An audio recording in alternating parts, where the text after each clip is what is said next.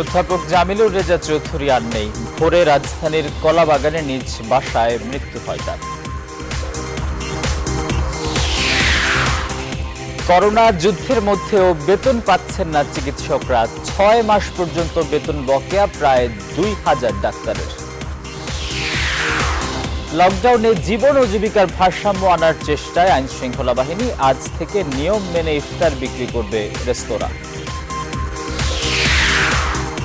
বিশ্বজুড়ে করোনায় আক্রান্ত ৩০ লাখ ছাড়িয়েছে। মৃতের সংখ্যা কমেছে যুক্তরাষ্ট্র ও যুক্তরাজ্যে। অক্টোবরে টিকা বাজারে আনতে চায় ভারত। করোনা দুর্যোগে বেড়েছে অনলাইনে ঔষধ ও নিত্য পণ্যের কেনাকাটা। ঘরে বসে ট্রেড লাইসেন্স ও অ্যাকাউন্ট খোলার সুযোগ চায় ক্যাব। এবং করোনার ধাক্কায় আসছে মৌসুমে ব্যস্ত সূচিতে ফুটবল। চাপ কমাতে বদলি খেলোয়াড় ৩ থেকে ৫ করার প্রস্তাব ফিফার।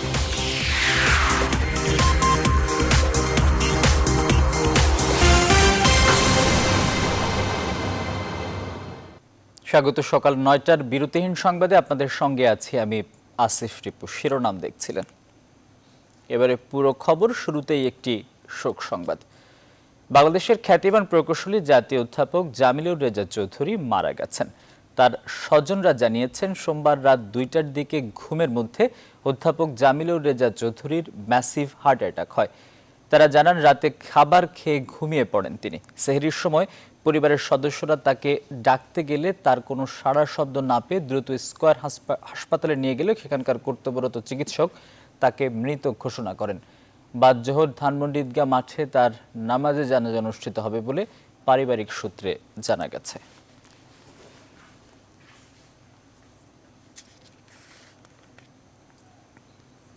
বিস্তারিত জানাতে টেলিফোনে আমাদের সঙ্গে যুক্ত হচ্ছেন সহকর্মী তানজির মেহেদি।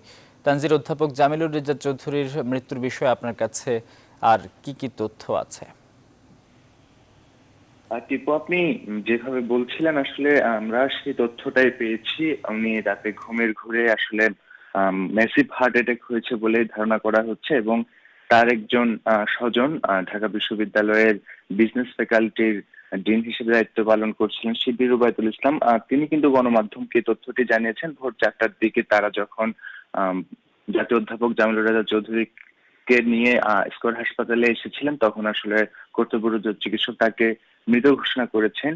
এই গুণী লোকটিকে হারানোর মধ্য দিয়ে কিন্তু বাংলাদেশে এক ধরনের অপূরণীয় ক্ষতি হলো। কেননা বাংলাদেশের যে ভৌত কাঠামো বা যে ভৌত অবকাঠামোগত উন্নয়ন হয়েছে তার পরতে পরতে আসলে জড়িয়ে আছে জাতীয় অধ্যাপক জামিলুর রেজা চৌধুরীর নাম। কেননা আমরা যদি একটু পেছনের দিকে যাই, বাংলাদেশের প্রথম যে দীর্ঘ সেতু যমুনা সেতু বা যেটি বঙ্গবন্ধু সেতু নামে পরিচিত, সেই সেতুর বিশেষজ্ঞ প্যানেলের কিন্তু তিনি নেতৃত্ব দিয়ে এসেছেন। এরপর আমরা যদি বর্তমানে পদ্মার উপর দেশের ইতিহাসে সবচেয়ে বড় যে সেতু পদ্মা সেতু নির্মাণ কাজ চলছে, সেখানেও কিন্তু তিনি তার নামটি জড়িয়ে আছে। এছাড়া এলিভেটেড এক্সপ্রেসওয়ে বলি কিংবা কর্ণফুলী টানেলের কথা বলি, সেখানেও কিন্তু একজন বিশেষজ্ঞ হিসেবে যুক্ত ছিলেন জামিলুর রেজা চৌধুরী এবং তার যে গুণ, সেই গুণের কারণে কিন্তু ২০১৮ সালে সরকার তাকে জাতীয় অধ্যাপক হিসেবে নিয়োগ দিয়েছিলেন। এছাড়া তিনি তার যে ক্যারিয়ারটা আসলে শুরু হয়েছিল ঢাকা প্রকৌশল বিশ্ববিদ্যালয়ের মাধ্যমে, সেখানকার একজন শিক্ষার্থী ছিলেন তিনি এবং সেখানে তার স্টুডেন্টশিপ শেষ হওয়ার পরে কিন্তু তিনি বাংলাদেশ প্রকৌশল বিশ্ববিদ্যালয়ের লেকচারার হিসেবে কিন্তু তার যে ক্যারিয়ার জীবন সেটি শুরু হয়। এরপর কিন্তু আমরা তাকে দেখেছি ব্র্যাক বিশ্ববিদ্যালয়ের প্রথম উপাচার্য হিসেবেও তিনি কিন্তু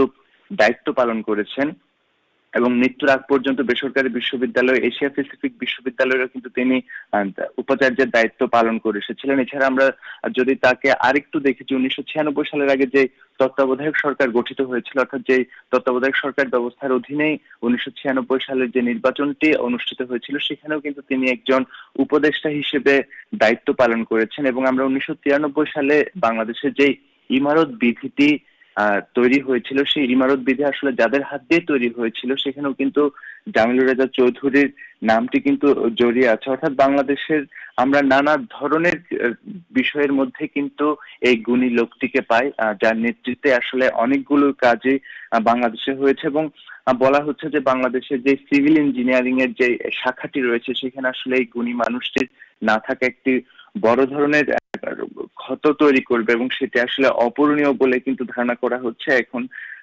আসলে যেহেতু তিনি মারা গেছেন, ফলে প্রাকৃতিক নিয়মে তিনি মারা গেছেন। এখন বাদ জোহর আসলে ধানমন্ডিতে তার যে জানাজা, সে জানাজা অনুষ্ঠানের মাধ্যমে তাকে দাফন করা হবে। মূলত তিনি 1964 সালে উচ্চশিক্ষার জন্য, অর্থাৎ বুয়েটের যে অধ্যায় সেটি শেষ করার পর 1964 সালে কিন্তু তিনি উচ্চশিক্ষার জন্য যুক্তরাজ্যে গিয়েছিলেন এবং যুক্তরাজ্যের সাদাম্পটন বিশ্ববিদ্যালয়ে অ্যাডভান্স স্ট্রাকচারাল ইঞ্জিনিয়ারিং এ তিনি স্নাতকোত্তর করেন এবং সেখানে 1968 সালে পিএইচডি শেষ করার পর তিনি দেশে ফিরে আসেন এবং দেশে ফিরে এসে কিন্তু আবার তিনি শিক্ষকতায় জড়িয়েছিলেন এবং সেই ধারাবাহিকতায় তিনি 1976 সালে অধ্যাপক হিসেবে স্বীকৃতি পান এবং আমরা দেখেছি যে 2001 সাল পর্যন্ত বুয়েটে অধ্যাপনা করতে গিয়ে তিনি বুয়েটের যে সিভিল ইঞ্জিনিয়ারিং বিভাগের প্রধান হিসেবে দায়িত্ব পালন করেছেন, ফ্যাকাল্টি ডিন হিসেবে দায়িত্ব পালন করেছেন। এছাড়া 1982 থেকে 1992 সাল পর্যন্ত বুয়েটের কম্পিউটার সেন্টারেরও পরিচালক ছিলেন তিনি। পরে ওই কম্পিউটার সেন্টারই বুয়েটের ইনস্টিটিউট অফ ইনফরমেশন অ্যান্ড টেকনোলজিতে পরিণত হয়, যেটি আসলে আজকের দিনের একটি গুরুত্বপূর্ণ স্থান হিসেবে যেটিকে বিবেচিত করা হয়, যেখান থেকে আসলে প্রতি বছরই বাংলাদেশের প্রকৌশলীরা বের হয়ে আসছে এবং বুয়েট থেকে অবসরের পরই কিন্তু তিনি আসলে ব্র্যাক বিশ্ববিদ্যালয়ের দায়িত্বটি পালন করেন এবং 2001 থেকে 2010 সাল পর্যন্ত তিনি এই দায়িত্বটি পালন করেন। এরপরে তিনি আসলে এশিয়া প্যাসিফিকের উপাচার্য হিসেবে কাজ শুরু করেন। অর্থাৎ তার দীর্ঘ যে কেরিয়ার, তিনি একদিকে যেমন শিক্ষকতার দায়িত্বটি পালন করে আসলে জাতি গঠনে ভূমিকা রেখেছেন। তানজির, আপনাকে অসংখ্য ধন্যবাদ আমাদের সঙ্গে যুক্ত হওয়ার জন্য। সহকর্মী তানজির মেহেদি টেলিফোনে আমাদের সঙ্গে সংযুক্ত ছিলেন। এবারে অন্যান্য প্রসঙ্গ। পর্যাপ্ত বাজেট না থাকায় দেশের শত শত সরকারি চিকিৎসক বেতন পাচ্ছেন না। উপজেলা পর্যায়ে চিকিৎসকদের 1 থেকে 5 মাস পর্যন্ত বেতন বকেয়া পড়েছে। নিউজ 24 এর কাছে এমন 600 সরকারি চিকিৎসকের তালিকা রয়েছে। তবে স্বাস্থ্য ক্যাডারদের একটি সংগঠন বলছে এই সংখ্যা 2000-এর বেশি। বিস্তারিত হাসান পারভেজের রিপোর্টে।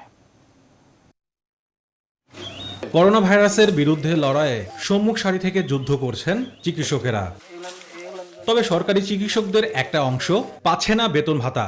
বেতন বকেয়া রয়েছে এমন প্রায় 600 সরকারি চিকিৎসকের তালিকা নিউজ 24 এর কাছে রয়েছে। তালিকায় দেখা যায় গত ডিসেম্বরে নিয়োগ পাওয়া 39তম বিসিএস এর চিকিৎসকদের ক্ষেত্রে এমন ঘটনা বেশি।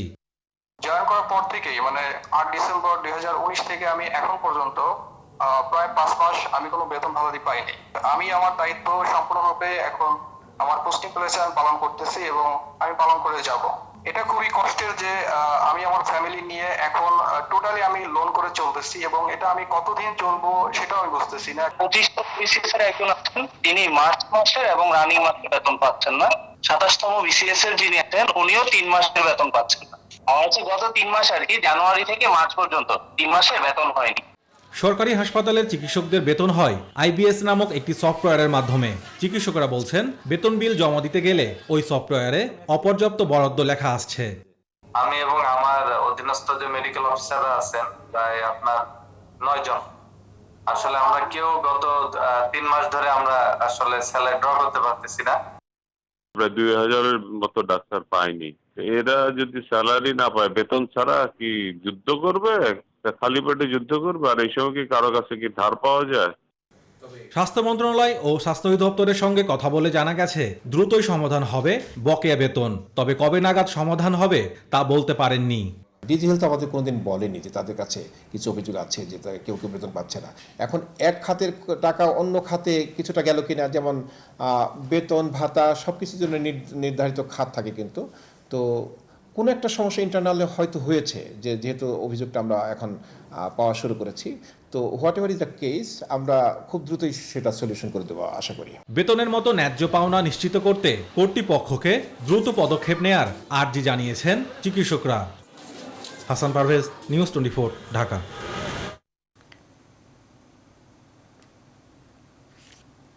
প্রয়োজনীয় কাজে সীমিত আকারে বাইরে যান, অপ্রয়োজনে নয়। করোনা লকডাউনে এই নীতি বাস্তবায়ন করছে আইনশৃঙ্খলা বাহিনী। অর্থাৎ চেষ্টা চলছে জীবন ও জীবিকার ভারসাম্য রাখতে। তবে অনেক ক্ষেত্রে আইনশৃঙ্খলা বাহিনীকে ফাঁকি দেওয়ার প্রবণতা চোখে পড়ছে নগরীর চেকপোস্টগুলোতে। এদিকে আজ থেকে রেস্তোরাঁগুলোতে নিয়ম মেনে ইফতারি বিক্রি শুরু হচ্ছে। বিস্তারিত আশিকুর রহমান শ্রাবণের রিপোর্টে। জীবন গতি হারিয়েছে, মানুষ ভুলেছে উৎসব। অঘোষিত লকডাউনে জনশূন্য পথ ঘাট জনপদ, তারপরও কিছু মানুষকে দায়িত্ব পালন করতে হয়, যাদের কাঁধে করোনাকালীন সময়ে অন্যান্য কাজের পাশাপাশি নগরীর চেকপোস্টগুলো সুরক্ষিত রাখার দায়িত্ব। দেখা যায় অনেকে প্রয়োজনে রাস্তায়, আবার অনেকে অপ্রয়োজনে। নিরুপায় আমার ঘরে 6-7 জন খাওয়াই ম্যাডাম। সমস্যা তো ঠিক না, সমস্যার কারণে তো আমরা আর কতদিন পয়সা থাকা যায়। ঠিক আছে, আমাদের ভালোর জন্যই করছে, কিন্তু আমাদের তো পেট আছে, আমরা তো খাওয়া লাগবো না। আমাদের তো কেউ দিতেছে, কিছু দিতেছে না। আমাদের কর্ম আমাদেরই করতে হয়। লকডাউনের ভিতরে মরার ভয় কি তাই বলে খাবো না? নগরীতে এখন চেকপোস্টের সংখ্যা বেড়েছে, সেই সঙ্গে বেড়েছে যানবাহনের চাপ। আইনশৃঙ্খলা বাহিনীর সদস্যরা বলছেন মানুষকে মানাতে আরও বেশি বেগ পেতে হচ্ছে। আমরা ফিল্ডে থেকে যতটুকু পারছি চেষ্টা করতেছি মানুষকে মোটিভেট করার জন্য, মানুষ যেন এই লকডাউনটা মানে। আর যারা অপ্রয়োজনীয় রাস্তাঘাটে ঘুরছে বা অপ্রয়োজনে বের হচ্ছে তারা আমরা ব্যাক করে দিচ্ছি। জনগণ তো সবাই সচেতন না, সচেতন যারা তারা সাধুবাদ জানায়, আর যারা সচেতন না তারা তো এটারে অন্য কিছু মনে করে, খারাপ দিকে নেয় বা কথা শুনতেছে না, মন থেকে মানছে না। মন থেকে মানে 20%, বাকি সবাই তো এদেশে কি সব সচেতন নাকি? সচেতন হলে মানতো। ঢাকার অতিরিক্ত পুলিশ কমিশনার জানান, জীবন ও জীবিকার সঙ্গে সমন্বয় করেই অঘোষিত লকডাউন পলিসি বাস্তবায়ন করা হচ্ছে। এখানে একটি সহযোগিতামূলক পরিবেশ দরকার, কারণ এখানে সবাই সমান ঝুঁকিতে আছে। মানে এইরকম একটি ভাব, সবাই স্মার্টনেস মনে করছে। আমি তখনই স্মার্ট যখন আমি পুলিশকে, সেনাবাহিনীকে কিংবা আইন শৃঙ্খলা রক্ষাকারী বাহিনীর সদস্যকে ফাঁকি দিতে পারবো। কিন্তু দ্যাট ইজ নট স্মার্টনেস, এটা বুঝতে হবে আমাকে। আমি কিন্তু পুলিশকে ফাঁকি দেওয়া আমার উদ্দেশ্য না, আমার কি টোটাল উদ্দেশ্য হচ্ছে গিয়া আমি করোনাকে ফাঁকি দিতে চাই। বিশ্লেষকরা বলছেন, রাষ্ট্রের অর্থনৈতিক জীবনে গতি আনতে কিছুটা শিথিল হচ্ছে লকডাউন। তাদের পরামর্শ, স্বাস্থ্য ঝুঁকি এড়াতে সামাজিক সতর্কতায় সর্বোচ্চ মনোযোগ দিতে হবে। আশিকুর রহমান শ্রাবণ, নিউজ 24, ঢাকা। এবারে স্যাভলন অ্যান্টিসেপটিক সোপের সৌজন্যে করোনা ভাইরাস পরিস্থিতি।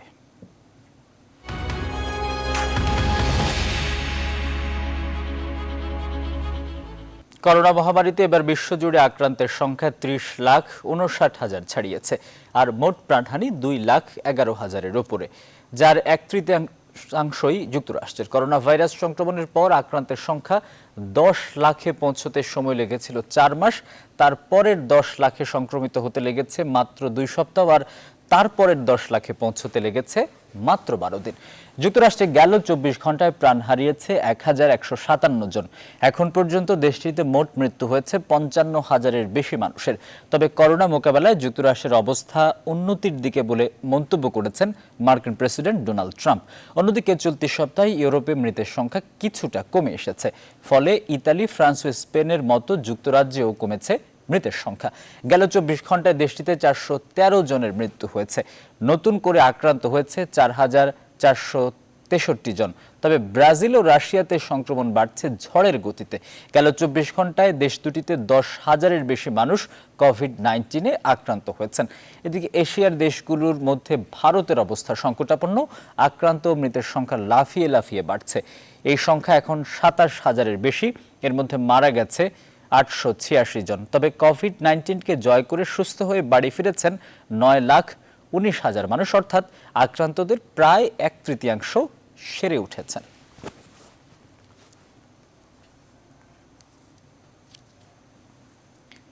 বাংলাদেশের চেয়েও সিঙ্গাপুরে বেশি সংখ্যক বাংলাদেশি করোনায় আক্রান্ত। দেশটিতে এ পর্যন্ত অন্তত 6,393 জন বাংলাদেশি কোভিড-19 পজিটিভ হয়েছেন। প্রবাসীদের বক্তব্য অনুযায়ী গণরুমে থাকার কারণে বাংলাদেশি কর্মীদের মধ্যে দ্রুত সংক্রমিত হচ্ছে এ ভাইরাস। তবে স্থানীয় হাইকমিশনার মুস্তাফিজুর রহমান জানান, অর্থনীতি শক্তিশালী হওয়ায় এখন পর্যন্ত সিঙ্গাপুর সরকারের পক্ষ থেকে প্রবাসীদের দেশে ফিরিয়ে আনার কোনো চাপ নেই। আরও জানাচ্ছেন লাকমিনা জেসমিন সোমা। দেশের বাইরে বাংলাদেশি আক্রান্তের হার সবচেয়ে বেশি সিঙ্গাপুরে, এমনকি তা বাংলাদেশের চেয়েও বেশি। সোমবার পর্যন্ত যেখানে বাংলাদেশে আক্রান্তের সংখ্যা 5,913 জন, সেখানে শুধু সিঙ্গাপুরেই প্রবাসী বাংলাদেশি আক্রান্ত হয়েছেন 6,393 জন। এদের মধ্যে হাসপাতালে চিকিৎসা নিচ্ছেন 1000-এর উপরে। তবে সিঙ্গাপুরে এই ভাইরাসে মৃতের তালিকায় নেই কোনো বাংলাদেশির নাম। প্রবাসীরা বলছেন, গণরুমে থাকার কারণে বাংলাদেশি কর্মীদের মধ্যে দ্রুত ছড়াচ্ছে কোভিড-19। সিঙ্গাপুর সরকার এইসব বাংলাদেশিদের খাবার ও চিকিৎসার ভার বহন করলেও কারো কারো অভিযোগ স্থানীয় বাংলাদেশ দূতাবাসের বিরুদ্ধে। একটা রুমের মধ্যে দেখা গেল যে 10 থেকে 12 জন, কোনো কোনো ডরমিটরিতে এক রুমে 16 জন পর্যন্ত থাকে। আমরা আমাদের হাই কমিশন থেকে এখন পর্যন্ত ওই রকমভাবে কোনো সাহায্য সহযোগিতা পাইনি। মাঝে মাঝে ওনাদের একটা ফেসবুক পেজ আছে, নামে মাত্র ফেসবুক পেজে জাস্ট ওনারা কয়েকটা বিজ্ঞপ্তি দিয়েই ওনারা জাস্ট খুশি। কিছু শ্রমিকের ওয়ার্ক পাসের মেয়াদ শেষ হয়ে গিয়েছে, সিঙ্গাপুর সরকারের পক্ষ থেকে তাদের পারমিট 2 মাসের অটোমেটিক রিনিউয়াল করে দেওয়া হয়েছে। এই ব্যাপারগুলো যদিও আমাদেরকে একটা নিশ্চয়তা দিচ্ছে, কিন্তু আমরা আসলে মানসিকভাবে ভালো নেই। আমরা না পারছি এখানে ভালো থাকতে, আমরা না বলতে পারছি যে আমরা দেশে গিয়ে ভালো থাকবো। সিঙ্গাপুরে নিযুক্ত বাংলাদেশের হাই কমিশনার জানান, বাংলাদেশিদের ভেঙে না পড়ার জন্য নানাভাবে আশ্বস্ত করছেন তারা। আর দেশে ফেরত পাঠানোর ব্যাপারেও আপাতত চাপ নেই সিঙ্গাপুর সরকারের পক্ষ থেকে। তারা যেন এই ঘাবড়ে না যায়, কারণ তাদের মধ্যে অধিকাংশই হয় তাদের কোনো সিমটম নাই অথবা খুব সামান্য সিমটম আছে। আমাদের শ্রমিকরা যেখানে কাজ করে কনস্ট্রাকশন সেক্টরে, সার্কিট ব্রেকার শেষ হয়ে গেলে আবার কনস্ট্রাকশন কাজ শুরু হয়ে যাবে। কাজের দিক থেকে ওরকম মিডল ইস্টের মতো কোনো পরিস্থিতি হবে বলে মনে করি না। সিঙ্গাপুরে রবিবার পর্যন্ত মোট আক্রান্ত 14,423 জনের মধ্যে বাংলাদেশির সংখ্যাই শতকরা 44%। দেশটিতে এ পর্যন্ত মারা গেছেন 12 জন। লাকমিনা জেসমিন সোমা, নিউজ 24, ঢাকা। করোনা শনাক্তের কিট নিয়ে গণস্বাস্থ্য কেন্দ্রের অভিযোগকে অপপ্রচার বলেছে ওষুধ প্রশাসন অধিদপ্তর। বিশ্ব স্বাস্থ্য সংস্থার গাইডলাইন না মানায় গণস্বাস্থ্য কেন্দ্রের সংবাদ সম্মেলনে যায়নি অধিদপ্তর। সোমবার দুপুরে সচিবালয়ে অনুষ্ঠিত এক ব্রিফিংয়ে এসব কথা জানান ওষুধ প্রশাসন অধিদপ্তরের মহাপরিচালক মেজর জেনারেল মাহবুবুর রহমান। তিনি জানান, গণস্বাস্থ্য কেন্দ্রের কিট তৈরিতে ওষুধ প্রশাসন অধিদপ্তর সব ধরনের সহযোগিতা করছে এবং করবে। বিস্তারিত হাসান পারভেজের রিপোর্টে। গত কয়েকদিন ধরে করোনা শনাক্তের কিট নিয়ে গণস্বাস্থ্য কেন্দ্র ও সরকারি সংস্থার মধ্যে টানাপোড়েন চলছে। গত শনিবার করোনা ভাইরাসের কিট হস্তান্তরের জন্য অনুষ্ঠানের আয়োজন করে গণস্বাস্থ্য কেন্দ্র। সেই অনুষ্ঠানে না যাওয়ার সোমবার স্বাস্থ্য মন্ত্রণালয়ে এক সংবাদ সম্মেলনে ব্যাখ্যা দিয়েছে ওষুধ প্রশাসন অধিদপ্তর। আমরা বলেছিলাম যে এই যে কিটটা, এটি কিন্তু অ্যাপ্রুভ কিট না, এটি হচ্ছে এখন একটা ট্রায়াল পর্যায়ের একটা কিট। এটি তো হ্যান্ড ওভার হয় না। এটি যখন পুরোপুরিভাবে অ্যাপ্রুভ হবে তখন আপনারা বড় করে অনুষ্ঠান করেন, সেখানে জাতীয় পর্যায়ে অনুষ্ঠান করেন, কোনো অসুবিধা নেই। কিন্তু এটি তো হয় না, সেজন্য আমরা সেখানে যাই না। ঘুষের প্রশ্নটা কিভাবে এখানে আসে, এরকম একটা অবজেকশনাবল কথা কিভাবে উনি বলতে পারলেন? সংবাদ সম্মেলনে ওষুধ প্রশাসন অধিদপ্তর জানায়, গণস্বাস্থ্যকে কিট তৈরিতে সব সহযোগিতা করা হয়েছে এবং ভবিষ্যতেও করা হবে। সকল প্রোটোকল মেনেই গণস্বাস্থ্যের কিট অনুমোদন দেয়া হবে বলে জানানো হয়। ওনাদের আমরা যেটা বলছি যে একটা উদ্ভাবন হয়েছে, সেই উদ্ভাবন আন্তর্জাতিক মানসম্পন্নভাবে যেভাবে এটা ভ্যালিডেটেড করতে হয় সেটি করতে হবে। একটা প্রোটোকল ডেভেলপ করতে হবে। সেই প্রোটোকল ডেভেলপ করে বিএমআরসি থেকে ওটা সেই প্রোটোকলটা অ্যাপ্রুভ করতে হবে এবং আমাদের কমিটির মাধ্যমে সেটি অ্যাপ্রুভ করতে হবে। একই সংবাদ সম্মেলনে স্বাস্থ্য মন্ত্রণালয়ের অতিরিক্ত সচিব বলেন, করোনা ভাইরাসের পরীক্ষার জন্য পিসিআর টেস্টের কিট পর্যাপ্ত আছে। এই মুহূর্তে র্যাপিড টেস্টে যাওয়ার পরিকল্পনা নেই। বিশ্ব স্বাস্থ্য সংস্থাও কিন্তু র্যাপিড কিট যেটা আছে এটার অনুমোদন পৃথিবীর কোনো দেশের জন্য দেয়নি। বিশ্বব্যাপী কোনো দেশে কিন্তু এই র্যাপিড কিটের পারমিশন দেওয়া হয়নি অফিসিয়ালি। কিছু কিছু দেশ দিলেও প্রত্যাহার করে নিয়েছে পরে, তো আমরাও এটা দিতে চাচ্ছি না। কিট নিয়ে অপপ্রচার না চালানোর অনুরোধ করা হয় সংবাদ সম্মেলনে এবং অসত্য তথ্য উপস্থাপন করে এই ধরনের অপপ্রচার যেন না চালানো হয়। হাসান পারভেজ, নিউজ 24, ঢাকা। এবার হেক্সাল হ্যান্ড স্যানিটাইজারের সৌজন্যে করোনা ভাইরাস পরিস্থিতির আরও খবর।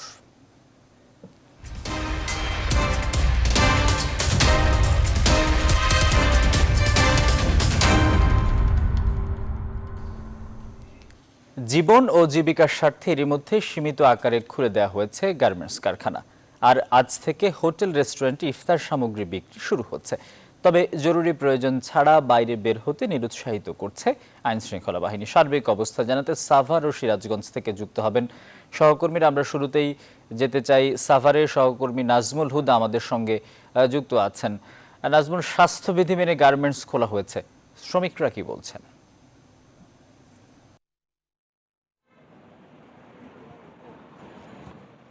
ধন্যবাদ আসিফ।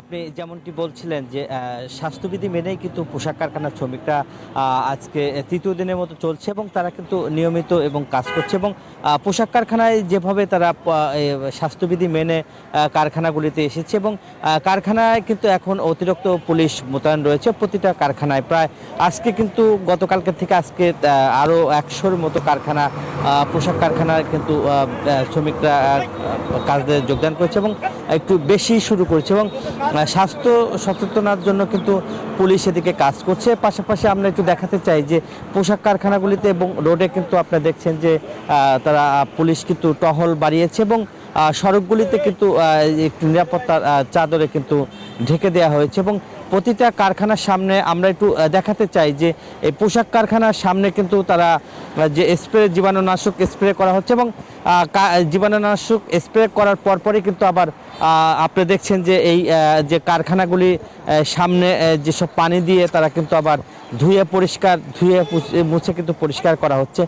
পাশাপাশি পোশাক কারখানার যে শ্রমিকগুলি তারা কিন্তু ভিতরে কাজ করছে এবং তারা সেখানে জীবাণুনাশক ওষুধ ছিটিয়ে হাত এবং মুখ ধুয়ে এবং তাদের পায়ের যে স্যান্ডেল সেগুলো কিন্তু তারা পরিবর্তন করা হচ্ছে এবং কারখানাগুলিতে এবং সুরক্ষিতভাবে স্বাস্থ্য সুরক্ষিত রাখার জন্য কিন্তু সেখানে বাইরে আজকের থেকে যেটা করা হচ্ছে ডাক্তার এবং নার্স মোতায়েন করা হয়েছে এবং কারখানাগুলিতে আপনারা দেখছেন যে পুরো দমে কিন্তু এখন তারা প্রতিটা কারখানার সামনে কিন্তু অতিরিক্ত পুলিশ মোতায়েন রয়েছে। পাশাপাশি সেই কারখানার যে কাজ করতে তাদের যে বাধ্যতামূলক মাস্ক ব্যবহার করা হচ্ছে এবং যাদের মাস্ক বা একটু পুরান বা যাদের নেই তাদের কিন্তু কোম্পানি থেকে আবার মাস্ক সরবরাহ করা হচ্ছে এবং তাদেরকে হ্যান্ড ওয়াশ কিন্তু এখন প্রত্যেকটা টেবিলে রাখা হয়েছে এবং পোশাক কারখানার শ্রমিকরা কোনো এখন কাজ করতে গেলেই তারা যেন সেই জীবাণুনাশক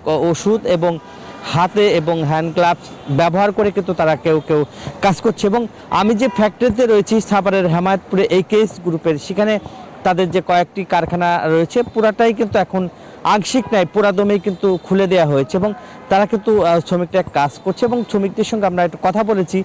তারা বলছে যে কারখানা আমরা ঘরের থেকে এখন বাইরে তারা যে কারখানায় কাজ করছে সেখানে কিন্তু তারা বলছে যে আমরা এখানে স্বাস্থ্যবিধি মেনে আমরা চলছি এবং আমরা কিন্তু কাজ করছি এবং তাদের কাজ করতে কোনো অসুবিধা হচ্ছে না এবং সেখানে যাদেরকে ডাক্তারগুলি রয়েছে সেই ডাক্তারগুলি তারা তাদেরকে স্বাস্থ্য পরীক্ষা করছে এবং এখানে স্বাস্থ্যবিধি মেনে তারা কাজ করছে কিনা সেগুলো কিন্তু পুঙ্খানুপুঙ্খভাবে প্রত্যেকটা শ্রমিককে তারা পরীক্ষা নিরীক্ষা করছে। এছাড়াও তাদেরকে থার্মো স্ক্যানার মেশিন দিয়ে তাদেরকে যে টেম্পারেচার সেগুলো মাপছে এবং তাদের জ্বর আছে কিনা বা ঠান্ডা শ্বাসকষ্টজনিত কোনো রোগ আছে কিনা। এছাড়াও কিন্তু আরেকটি কথা, এখানকার যে স্বাস্থ্যকর্মী রয়েছে তারা বলছে যে যাদেরকে সন্দেহ হচ্ছে তাদেরকে কিন্তু আমরা রক্তও নিচ্ছি যাতে তাদের আসলে রক্তে কোনো রকম ভাইরাস বা এই ধরনের কোনো আক্রান্ত বা অন্য কোনো জীবাণু তাদের শরীরে আছে কিনা সেই নিয়ে কিন্তু এখানকার ডাক্তাররাও কথা বলছে। এই ছিল আমার কাছে সাভারের হেমায়তপুরের পোশাক কারখানার সর্বশেষ খবর। চলে যাচ্ছে এখন স্টুডিওতে আসিফ।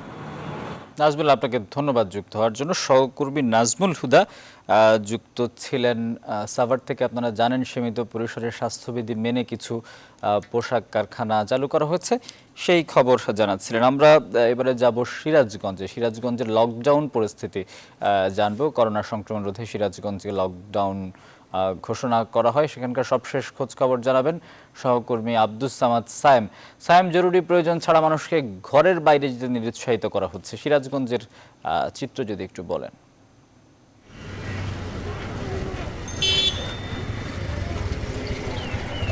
ধন্যবাদ আসিফ। আপনি জানেন যে দেশের যে অঘোষিত লকডাউন চলছে সেই লকডাউনের পরিধি বাড়ার কারণে কিন্তু মানুষ ঘর থেকে বের হতে শুরু করেছে। বিশেষ করে যে নিম্ন আয়ের মানুষগুলো রয়েছে তারা কিন্তু অলরেডি মানে বিভিন্ন কাজের সন্ধানে বের হচ্ছে।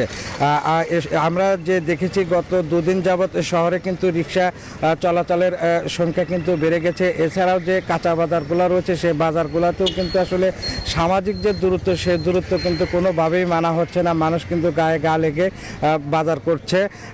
এই সাধারণ মানুষ রয়েছে যারা, তাদের যেটা দাবি যে আমরা এই পেটের দায়ে আমরা ঘর থেকে বের হচ্ছি এবং রিক্সা নিয়ে বের হচ্ছে। আমি একটু কথা বলবো একজন রিক্সা চালকের সাথে যে আচ্ছা, এই যে দেশে তো লকডাউন চলছে, আপনি কেন ঘর থেকে বের হয়েছেন? আমি ঘর থেকে বের হয়েছি মানে পোলাবান না খাওয়া দাওয়া আছে, পোলাবান খাবার চাপ দিমুকন থেকে না পারে স্ক্যানে বাড়াইছি, কাজ কামও নাই কে, এর মধ্যে পুলিশ টুলিশ কাজ কাম করতে দেয় না, বাইরে ইস্কে উল্টে দেয়। আমরা কীভাবে চলবো? সরকার বলেছে ঘরে ঘরে জিনিস পৌঁছায় দিব, আমরা তো আজ পর্যন্ত 5 কেজি চাউলও পাই নাই কে। এই অবস্থায় আমরা কিভাবে? ধন্যবাদ আপনাকে। আমি আরেকজনের সাথে একটু কথা বলবো। আপনি ঘর থেকে বের হয়েছেন কেন? আমি ঘর থেকে বাইরে হয়েছি পেটের দায়ে। এখন কাউলের কাছে সাহায্য আমরা হাত পাততে পারি না। আমরা বাড়াইছিলাম 2টা যাই কাজ কাম হই, এই নিয়ে এখন বাল বাচ্চা নিয়ে বাপ মাও নিয়ে এই খাওয়া দাওয়া করবো। সরকার ভাবে যে ত্রাণ দেওয়ার কথা আপনি পাননি? না, আমি পাই নাই। আমি সরকার জাতীয় বছর নেওয়ার কথা ছিল, এনে নেয়ও না, আমরা পাইও নাই। আপনি কেন বের হয়েছেন? আমি বাড়াইছি আমার পেটের দায়ে। সরকারের যে ত্রাণ দেয় তা আমরা এই পর্যন্ত কিছুই পাইনি। আর যারা পাইতেছে একবার মানে মাসের মধ্যে 2বার 3বার পাইতেছে, আর যারা পাইতেছে না তারা একবারও পায় নাই। সরকার যে বরাদ্দ দেওয়া হয়েছে আমরা এই পর্যন্ত কিছুই পাই নাই, তার জন্য আমরা বাইরে হয়েছি। ধন্যবাদ। আপনি শুনছিলেন আসিফ যে আসলে এই যে যারা রিক্সা চালক রয়েছে তারা কিন্তু আসলে মূলত পেটের দায়ে বের হচ্ছে। এছাড়াও যে অকারণে যারা বের হচ্ছে, প্রশাসন থেকে কিন্তু তাদেরকে আসলে অর্থদণ্ড দিচ্ছে। তারপরেও কিন্তু কিছু কিছু মানুষ রয়েছে যারা কিন্তু অকারণেই ঘর থেকে বের হয়। আর ত্রাণের কথা যদি বলি, সিরাজগঞ্জে যে ত্রাণ দেওয়া হয়েছে সরকারিভাবে একবারই দেওয়া হয়েছে 5 কেজি অথবা 10 কেজি করে চাল, কিন্তু তা অপ্রতুল, যা অনেক মানে দুস্থদের ঘরে পৌঁছেনি।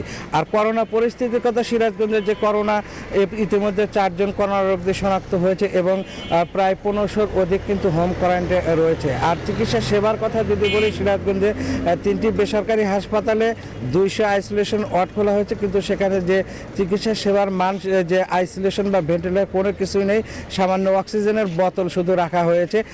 তো এই অবস্থায় কিন্তু চিকিৎসা সেবার মান বাড়ানোর জন্য কিন্তু গতকাল সদরের এমপি সিরাজগঞ্জে PCR বসানোর কথা ভাবছেন।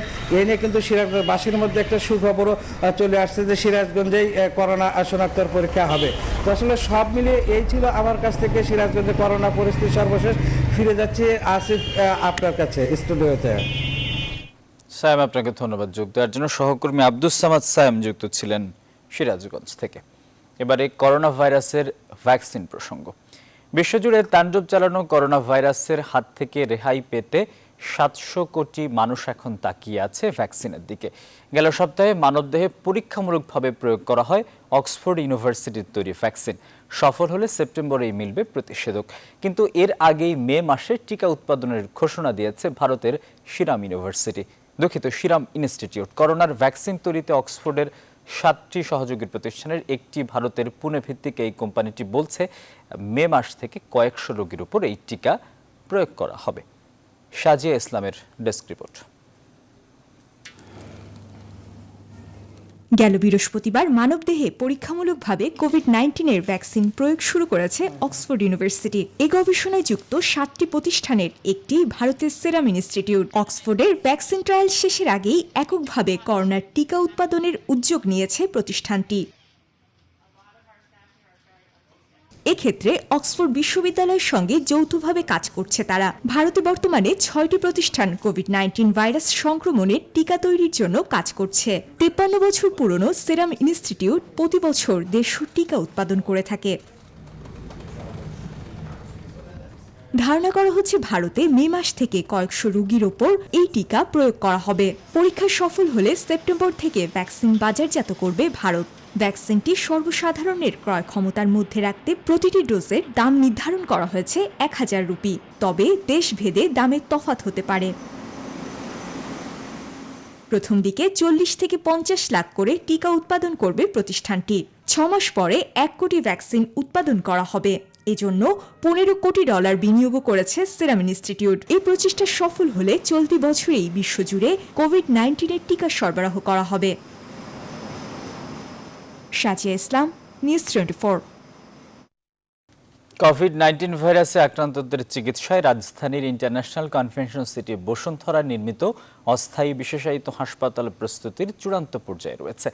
2013 শয্যার অস্থায়ী হাসপাতালটি আগামী 30 এপ্রিলের মধ্যেই স্বাস্থ্য অধিদপ্তরের কাছে হস্তান্তর করা হবে বলে জানিয়েছে স্বাস্থ্য প্রকৌশল অধিদপ্তর। শেষ মুহূর্তে চলছে বেড সংযোজন ও নিরবিচ্ছিন্ন বিদ্যুৎ সরবরাহের কাজ। আর উদ্বোধনী তারিখ নির্ধারণ সহ হাসপাতালে কর্মরতদের নিয়োগ প্রক্রিয়া নিয়েও স্বাস্থ্য মন্ত্রণালয়ের সাথে আলোচনা হয়েছে বলে জানান আইসিসিবি কর্তৃপক্ষ। আরও জানাচ্ছেন সৈয়দ রায়হান। দেশের শীর্ষস্থানীয় শিল্প গোষ্ঠী বসুন্ধরা গ্রুপের প্রস্তাবে সাড়া দিয়ে গেল 13 এপ্রিল রাজধানীর ইন্টারন্যাশনাল কনভেনশন সিটি বসুন্ধরায় করোনা রোগীর চিকিৎসায় অস্থায়ী হাসপাতাল নির্মাণ কাজ শুরু করে স্বাস্থ্য মন্ত্রণালয়।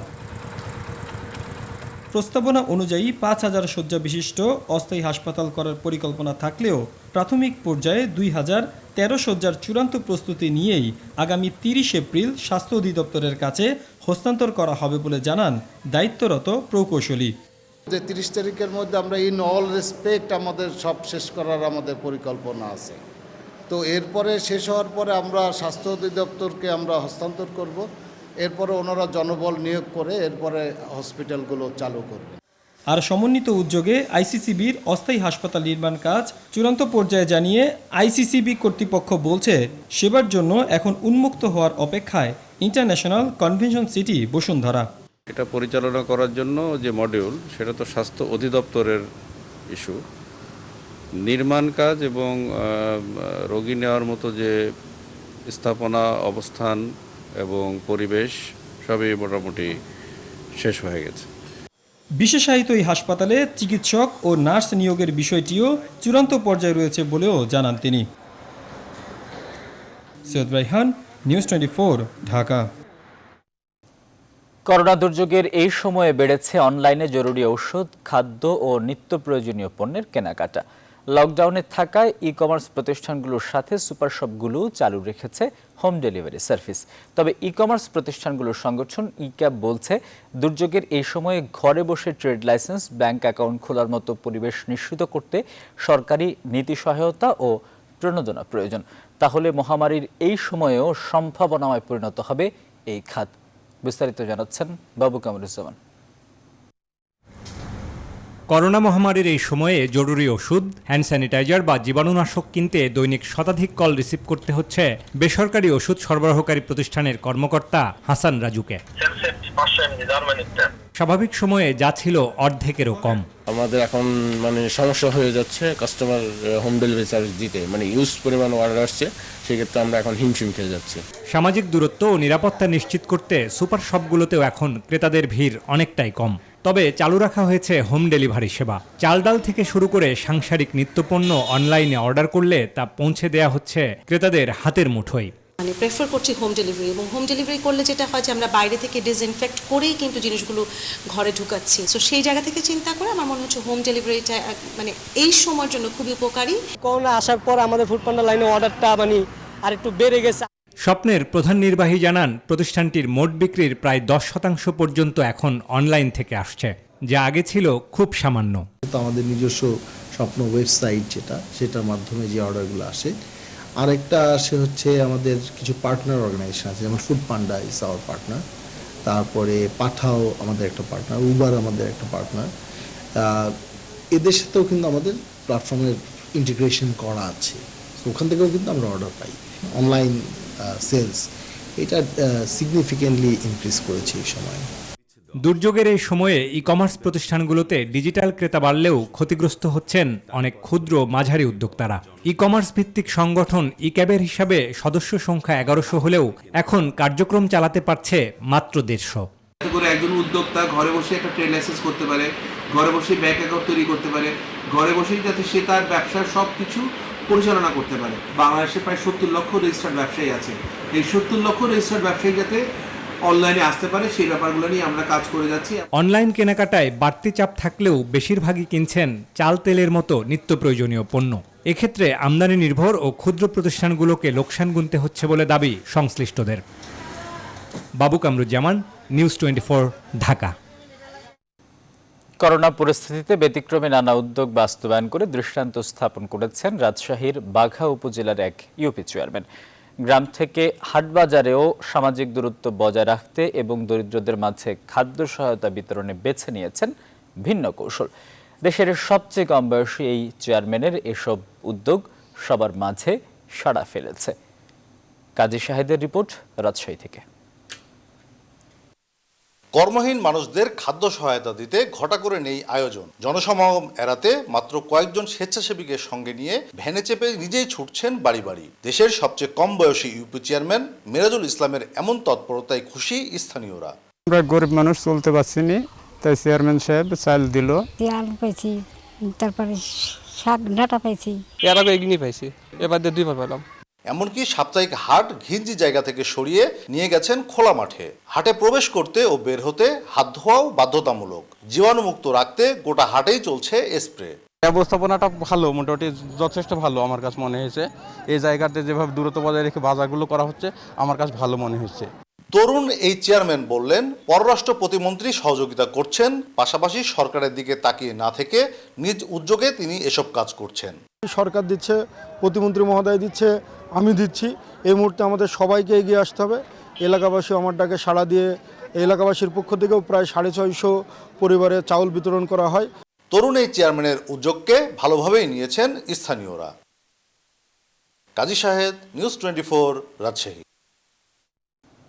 করোনার কারণে স্থবির হয়ে পড়েছে উত্তরাঞ্চলের বৃহত্তম বাঘাবাড়ি নৌবন্দর। বন্দরে আসছে না কোনো পণ্যবাহী জাহাজ। এ পরিস্থিতিতে হাজারো শ্রমিক বেকার হয়ে মানবেতর জীবনযাপন করছেন। এদিকে কৃষি উৎপাদনের জন্য সার বীজবাহী জাহাজ চলাচলের নির্দেশনা থাকলেও জাহাজ না আসায় সার সংকটের আশঙ্কা করছেন কৃষকরা। আব্দুস সামাদ সাহেবের তথ্য এবং ছবিতে ডেস্ক রিপোর্ট।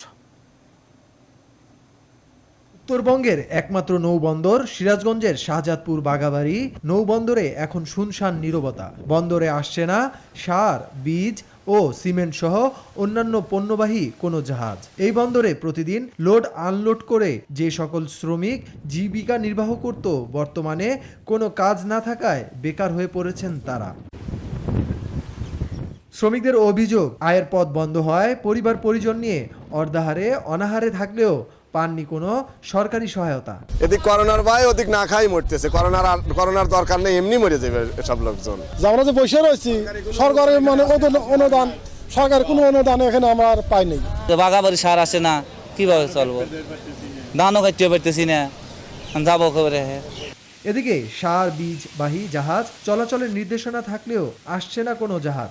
এ অবস্থায় দ্রুত বন্দরের কার্যক্রম চালু না হলে সারসহ কৃষিপণ্য সংকটে বোরো ধানসহ অন্যান্য আবাদে ক্ষতির আশঙ্কা করছেন কৃষক ও ডিলাররা। সার নাই তো, এখন তো যেগুলো ছিল সেগুলো শেষের দিকে। ধানগুলো আছে, এই নাভি ধানের সার ব্যবহারে খুব অসুবিধা হচ্ছে।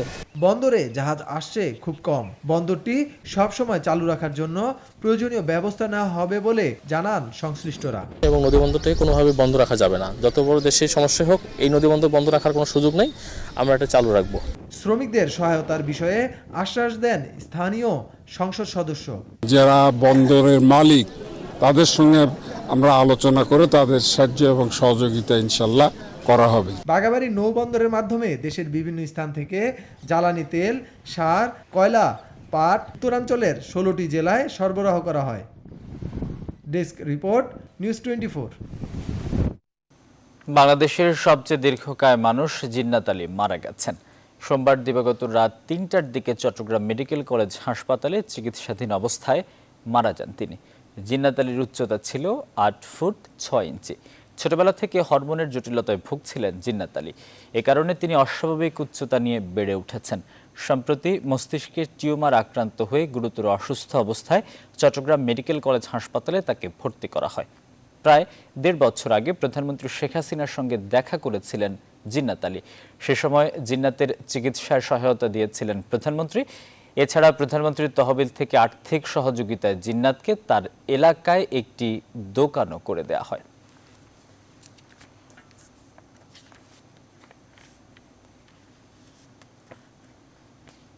দেখছেন সকাল 9টার বিরতিহীন সংবাদ। বাকি খবরে যাওয়ার আগে শিরোনামগুলো জানিয়ে দিচ্ছে আরেকবার।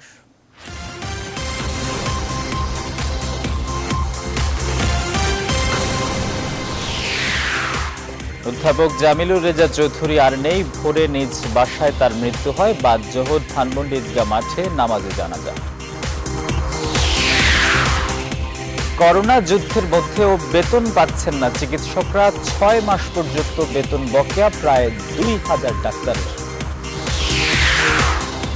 লকডাউনে জীবন ও জীবিকার ভারসাম্য আনার চেষ্টায় আইন শৃঙ্খলা বাহিনী। আজ থেকে নিয়ম মেনে ইফতার বিক্রি করবে রেস্তোরাঁ।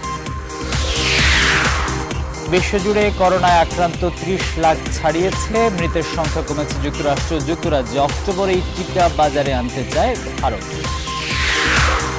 করোনা দুর্যোগে বেড়েছে অনলাইনে ঔষধ ও নিত্যপণ্যের কেনাকাটা। ঘরে বসে ট্রেড লাইসেন্স ও অ্যাকাউন্ট খোলার সুযোগ চায় ক্যাব।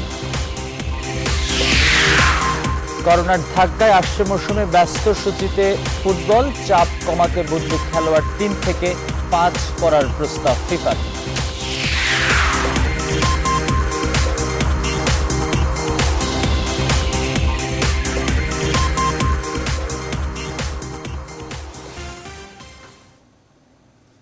শিরোনাম দেখছিলেন। আবারও করোনা প্রসঙ্গ। যুক্তরাষ্ট্রের সবশেষ অবস্থা জানাতে নিউ ইয়র্ক থেকে আমাদের সঙ্গে সরাসরি যুক্ত হচ্ছেন সহকর্মী সুলতানা রহমান। সুলতানা, যুক্তরাষ্ট্রের সবশেষ আপডেট জানতে চাই। আগের তুলনায় মৃতের হার কিছুটা কমেছে, পরিস্থিতি কি একটু উন্নতির দিকে? পরিস্থিতি সংখ্যার বিবেচনায় আসলে উন্নতির দিকে। এরকম যে ধরেন এখন পর্যন্ত পুরো আমেরিকা জুড়ে প্রায় 1 মিলিয়ন মানুষ, মানে 10 লাখ মানুষ আক্রান্ত হয়েছে, মারা গেছে 56,000-এর বেশি। তবে প্রতিদিন 24 ঘন্টায় যেই হিসেব করা হয় কত মানুষের মৃত্যু হচ্ছে, কত আক্রান্ত হচ্ছে, সেই হিসেব নিম্নমুখী, ক্রমশই কমছে। কিন্তু এই কমার কারণ বলা হচ্ছে যেহেতু সারা দেশ লকডাউন রয়েছে, সামাজিক দূরত্ব বজায় রাখা হচ্ছে, এ কারণে এটি কমছে। কিন্তু আমরা বাংলাদেশের যেমন অবস্থা দেখছি, জীবন এবং জীবিকা দুটোই যখন আপনার উভয় সংকট, যদি আপনি জীবন বাঁচাতে যান তাহলে আসলে মানুষ জীবিকা হারাচ্ছে, না খেয়ে থাকবে মানুষ, দুর্ভিক্ষ দেখা দিতে। এরকম আবার যদি জনজীবন সচল করা হয় তাহলে মৃত্যুর হার, সংক্রমণের হার আবারও বাড়বে। এরকম একটি অবস্থায় আসলে পুরো নিউ ইয়র্ক এখন আপনি জানেন যে সবচেয়ে বেশি আক্রান্ত এপি সেন্টার পুরো আমেরিকার মধ্যে। কিন্তু প্রায় 2 মাস হয়ে গেছে এরকম লকডাউন অবস্থা চলছে এবং আগামী 15 মে পর্যন্ত চলবে। কিন্তু জীবন এবং জীবিকা দুটির মধ্যে কিভাবে ভারসাম্য আনা যায়, এই উভয় সংকট কিভাবে মোকাবেলা করা যায়, সেরকম একটি পরিকল্পনা গ্রহণ করা হয়েছে। ধারণা করা হচ্ছে এই নিউ ইয়র্কের গভর্নর যে পরিকল্পনা করছেন সেটি পুরো আমেরিকার জন্য একটি রোল মডেল হতে পারে। কারণ তিনি বলছেন যে গণহারে পরীক্ষার ব্যবস্থা করা, প্রত্যেকদিন মানে 24 ঘন্টায় 40,000 মানুষের গণহারে পরীক্ষা হবে এবং এজন্য তিনি নিউ ইয়র্কের 500 ফার্মেসিকে নির্দেশনা দিয়েছেন যাতে করে মানুষ নিজেদের শরীরের ভাইরাস আছে কি নেই এই পরীক্ষা করতে পারে। যারা আক্রান্ত তাদেরকে বিচ্ছিন্ন করা, যারা আক্রান্ত নয় তারা আসলে স্বাভাবিক জীবনযাপনের এরকম একটি পরিকল্পনা গ্রহণ করা হচ্ছে। তবে সেটি যে শীঘ্রই বাস্তবায়ন করা সম্ভব হবে তা কিন্তু নয়, কারণ এটি একটি দীর্ঘমেয়াদী প্রক্রিয়া।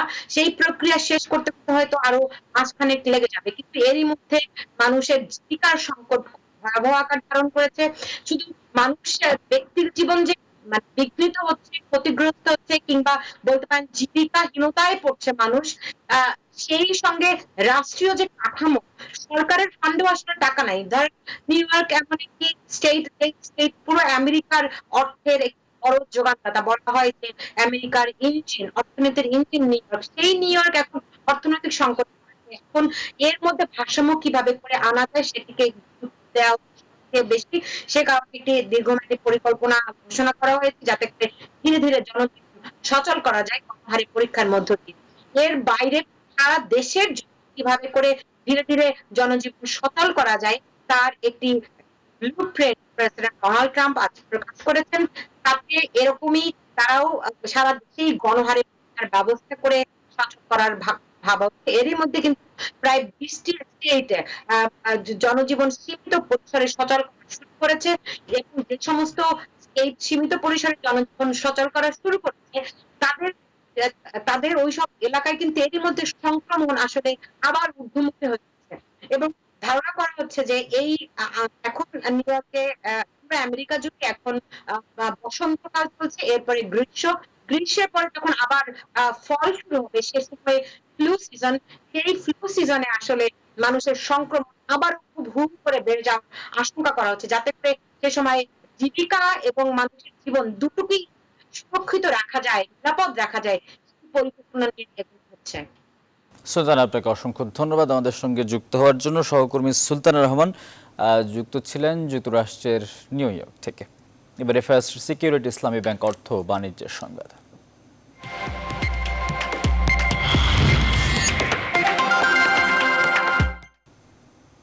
যে সকল পোশাক শিল্প কারখানা এখনো মার্চ মাসের বেতন পরিশোধ করেনি, এমন কারখানার মালিকদের যে কোনো পরিস্থিতিতে বেতন পরিশোধ ও স্বাস্থ্যবিধি মেনে কাজ করার অনুরোধ করেছে বিকিএমই এর প্রথম সহসভাপতি মোহাম্মদ হাতেম। সোমবার এক ভিডিও বার্তায় তিনি এই কথা বলেন। পর্যায়ক্রমে খুললেও এই মুহূর্তে দূর দূরান্ত থেকে শ্রমিক ভাই বোনদেরকে কর্মস্থলে না ফেরার জন্য অনুরোধ করা হয়েছে। স্বাস্থ্যবিধি যেমন ফ্যাক্টরিতে ঢুকার মুখে হাত ধোয়া ব্যবস্থা, ব্লিচিং মিশ্রিত পানিতে জুতা ভিজিয়ে প্রবেশ করা, থার্মাল স্ক্যানার দিয়ে টেম্পারেচার চেক করা, মাস্ক ব্যবহার করা, সামাজিক দূরত্ব বজায় রেখে কর্ম পরিচালনা করা, এই স্বাস্থ্যবিধিগুলি আমরা যতটুকু আমাদের পক্ষে সম্ভব আমরা গ্রহণ। এবারে নিউজ 24 স্পোর্টস।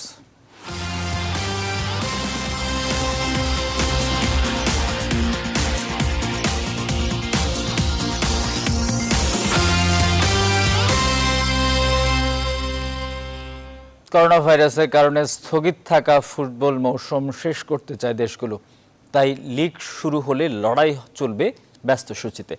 ফুটবলারদের এমন ঝুঁকির কথা বিবেচনা করে আপাতত বদলি খেলোয়াড় 3 থেকে বাড়িয়ে 5 করার প্রস্তাব দিয়েছে ফিফা। করোনায় অচল ক্রীড়াঙ্গন, গেল মার্চ থেকে প্রায় সব দেশে স্থগিত মাঠের ফুটবল। তবে দুঃসময়ের মাঝেও আসার দিনক্ষণ গুনছে অনেকেই। ইতালীয় ক্লাবগুলোর ফুটবলাররা ব্যক্তিগতভাবে অনুশীলন শুরু করতে পারবে আগামী মাসের শুরু থেকে। অন্যদিকে জার্মান ও ইংলিশ ক্লাবগুলো ছালিয়ে নিচ্ছে নিজেদের। অনুশীলন শুরু করার অনুমতি পেয়েছে স্প্যানিশ জায়ান্টরা। তবে যে বিষয়টি চিন্তার কারণ হয়ে দাঁড়িয়েছে তা হলো মৌসুম শুরু হলে তা গড়াবে ব্যস্ত সূচিতে, যেখানে খেলোয়াড়দের উপর থেকেই যাবে অতিরিক্ত চাপ। কম সময়ে বেশি ম্যাচ খেলার কথা বিবেচনায় এনে ফিফার প্রস্তাব বদলি খেলোয়াড় বাড়ানোর। 3 জনের সংখ্যা 5-এ নিয়ে যেতে চায় ফুটবলের সর্বোচ্চ সংস্থা। বদলি খেলোয়াড় বাড়ানোর প্রস্তাব এখন অনুমোদন পেতে হবে ফুটবলের নিয়ম তৈরির সংগঠন IFAB'র। তবে চূড়ান্ত সিদ্ধান্ত প্রতিযোগিতার আয়োজকদের হাতে। এছাড়া অতিরিক্ত সময়ে খেলা গড়ালে আরও 1 জন বাড়তি খেলোয়াড় অর্থাৎ 6 জন বদলি খেলোয়াড় মাঠে নামাতে পারবে দলগুলো, এমনটাই ভাবছে ফিফা। প্রস্তাবিত এই নিয়ম প্রযোজ্য আগামী বছরের ডিসেম্বর পর্যন্ত। আরিফুল ইসলাম, নিউজ 24। বিশ্বে করোনার প্রভাবে অন্যতম বড় ধাক্কাটা লেগেছে ইতালিতে। তবে দেশটির প্রধানমন্ত্রী জুসেপ্পে কন্তে জানিয়েছেন আগামী 4 মে থেকে ক্রীড়া সংশ্লিষ্ট সব কার্যক্রম চালু করবেন তারা। সেক্ষেত্রে বলা যায় বন্ধ থাকা সিরিয়া লিগ চালু হওয়ার পথে। মাহফুজুল ইসলামের ডেস্ক রিপোর্ট। করোনা টালমাটাল করে দিয়েছে পুরো ইউরোপকে। স্তব্ধ অর্থনীতির চাকা। বড় ধাক্কাটা লেগেছে ইতালিতে। দেশটিতে গত মার্চের 2য় সপ্তাহ থেকেই বন্ধ ফুটবল লিগ। তবে এবার আবারও প্রাণের সঞ্চার হচ্ছে মাঠের খেলায়। দেশটির প্রধানমন্ত্রী ঘোষণা দিয়েছেন 4 মে থেকেই চালু হচ্ছে ক্রীড়াঙ্গনের কার্যক্রম।